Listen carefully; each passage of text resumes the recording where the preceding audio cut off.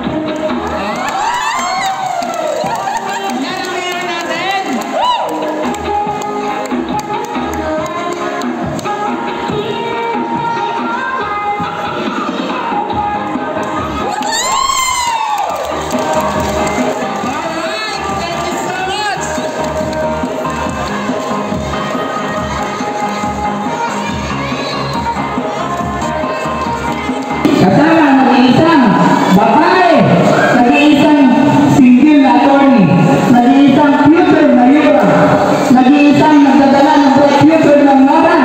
Walang ikaw hindi sa attorney si Kapoy. Tinanong natin, sabay-sabay natin inugan, isigaw natin. Maraming salamat po. Magandang gabi po sa inyo lahat.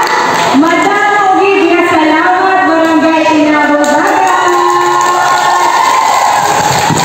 Nagwabi na nga ako grabe. At gagawin natin ang paraan para po magamit na po at mabuksan. Napakahirap naman ang Tinagong Dagat dito pa sa Sandoval, Mapalubong. Diba?